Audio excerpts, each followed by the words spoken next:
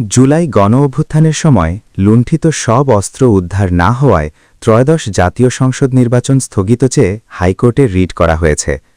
আজ বুধবার হাইকোর্টের সংশ্লিষ্ট শাখায় জনস্বার্থে এই রিট করেছেন সুপ্রিম কোর্টের আইনজীবী মোহাম্মদ মাহমুদুল হাসান। রিটে মন্ত্রিপরিষদ সচিব, স্বরাষ্ট্র সচিব, আইন, বিচার ও সংসদ বিষয়ক মন্ত্রণালয়ের সচিব, নির্বাচন কমিশন সচিব, পুলিশ মহাপরিদর্শক, আইজিপি এবং র্যাব মহাপরিচালককে বিবাদী করা হয়েছে।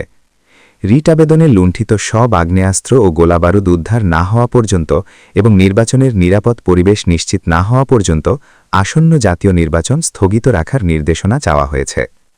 রিট আবেদনে উল্লেখ করা হয়েছে যে বিভিন্ন গণমাধ্যমের তথ্য অনুযায়ী ২০২৪ সালের গণঅভ্যুত্থানের সময় দেশের বিভিন্ন থানা ও আইনশৃঙ্খলা রক্ষা বাহিনীর কার্যালয় থেকে ৫,৭৫০টি আগ্নেয়াস্ত্র এবং ৬,৫১,৬০৯ রাউন্ড গোলাবারুদ লুট হয়ে যায়।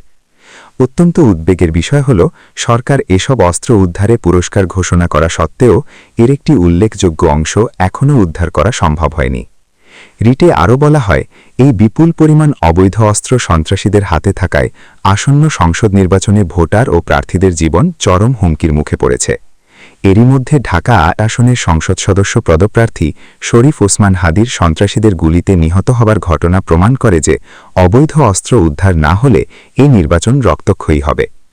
এছাড়া নির্বাচন কমিশনের অবসরপ্রাপ্ত ব্রিগেডিয়ার আবুল ফজল মোহাম্মদ সানাউল্লাহ বক্তব্য প্রদান করেছেন যে নির্বাচনের আগে অবৈধ অস্ত্র উদ্ধার করা অত্যন্ত জরুরি। সরকার কিছু সংসদ সদস্য পদপ্রার্থীর জন্য গানম্যানের ব্যবস্থা করলেও দেশের আপামর ভোটারদের নিরাপত্তার জন্য কোনো কার্যকর ব্যবস্থা গ্রহণ করেনি। এই অবস্থায় লুণ্ঠিত অস্ত্র উদ্ধার না করে নির্বাচনের আয়োজন করা হলে তা বাংলাদেশ সংবিধানের ৩২ অনুচ্ছেদ অনুযায়ী ভোটার ও প্রার্থীদের মৌলিক অধিকার অর্থাৎ জীবনের অধিকারের চরম লঙ্ঘন হবে বলে রিটে উল্লেখ আছে।